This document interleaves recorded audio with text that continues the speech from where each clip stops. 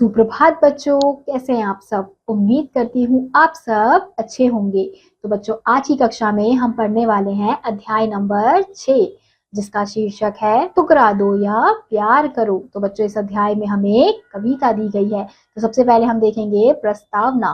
प्रस्तुत पाठ में यह बताया गया है कि खाली हाथ भी यदि सच्चे मन से ईश्वर की आराधना की जाए तो उनकी कृपा प्राप्त होती है। तो बच्चों, इस कविता के माध्यम से हमें क्या बताने का प्रयास किया जा रहा है कि अगर हम खाली हाथ भी, यानी कि अगर हम कुछ लेकर भी ना जाए लेकिन सच्चे मन से हम ईश्वर के पास जाते हैं, उनकी आराधना करते हैं, तो हम पर उनकी कृपा जरूर होती है। तो चलिए कविता को शुरू करते हैं। देव तुम्हारे कई उपासक कई ढंग से आते हैं, सेवा में बहुमूल्य भेंट वे कई रंग की लाते हैं। तो इन पंक्तियों में जो कवित्री है वो क्या बता रही हैं कि देव यानी भगवान तुम्हारे यहाँ पर कई उपासक यानी तुम्हारे कई भक्त आते हैं और वो कई ढंग से आते हैं। सेवा के बहुमूल्य भेंट वे कई रंग की लाते हैं, यानी कि वो तुम्हें भेंट करने के लिए, तुम्हें चढ़ाने के लिए बहुत से बहुमूल्य भेंट लेकर आते हैं। धूमधाम से साज बाज से वे मंदिर में आते हैं। मुक्तामणि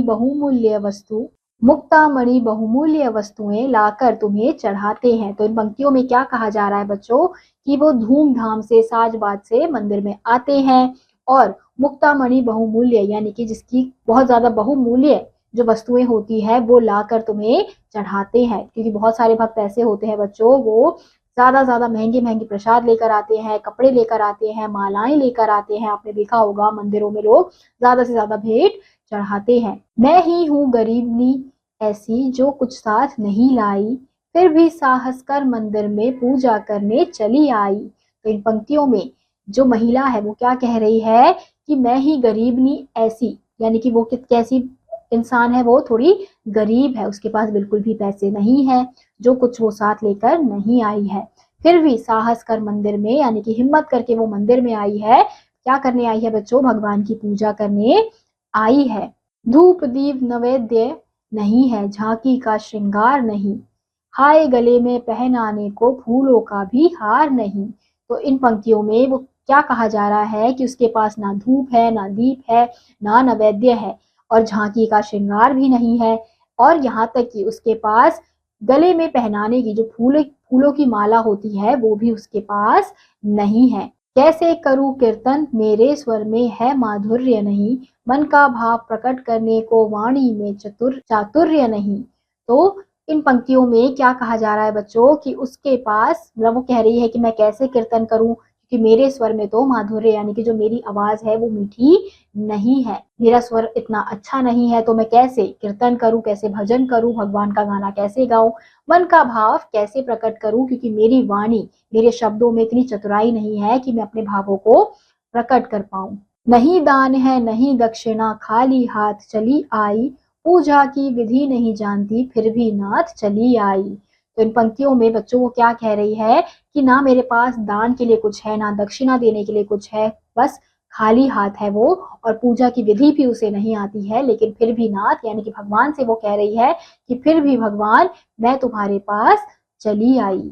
पूजा और पुजापा प्रभुवर इसी भिखारिन को समझाओ, पूजा और पुजापा प्रभुवर इसी भिखारिन को समझो, दान दक्षिणा और निछावर इसी भिखारिन को समझो। तो बच्चों, अब वो क्या कह रही है कि पूजा पुजापा सब कुछ मैं ही हूँ, यानी कि जो दान दक्षिणा है मैं खुद को न्यौछावर करने आपके पास आई हूँ। मैं उन्मत्त प्रेम की प्यासी हृदय दिखाने आई हूँ, जो कुछ है वही यही पास है इसे चढ़ाने आई हूँ। तो बच्चों, फिर वो क्या कह रही है कि मैं उन्मुक्त प्रेम की प्यासी हृदय दिखाने आई हूँ, यानी कि मैं अपना दिल आपको दिखाने के लिए आई हूँ, जिसमें बहुत सारा प्यार है, आपके लिए बहुत सारा प्यार बसा हुआ है, और जो कुछ भी है वो यही है मेरे पास, और यही मैं चढ़ाने आपको आई हूँ। चरणों पर अर्पित है इसको चाहो तो स्वीकार करो, यह तो वस्तु तुम्हारी ही है ठुकरा दो या प्यार करो। तो अंतिम की पंक्तियों में वो क्या कह रही है बच्चों कि चरणों पर, यानी कि मैं अपना दिल, अपना हृदय आपके चरणों पे अर्पित करने आई हूँ। अब ये आपकी ही वस्तु है कि हमें किसने बनाया है बच्चों? भगवान ने बनाया है। तो वो यही कह रही है कि ये जो दिल है, मेरा जो शरीर है वो आप ही ने बनाया है, तो ये आप ही की वस्तु है। तो अब चाहे आप इसे स्वीकार करो या फिर इसे ठुकराओ, वो आपकी इच्छा है।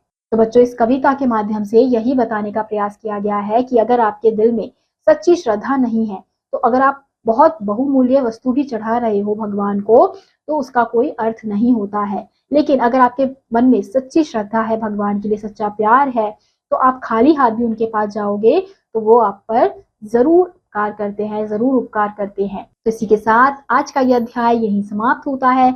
उम्मीद करती हूँ आपको यह अध्याय समझ आया होगा। मैं आपसे मिलूंगी अगली कक्षा में। तब तक के लिए आप सभी बच्चे खुश रहिए और पढ़ते रहिए। बाय।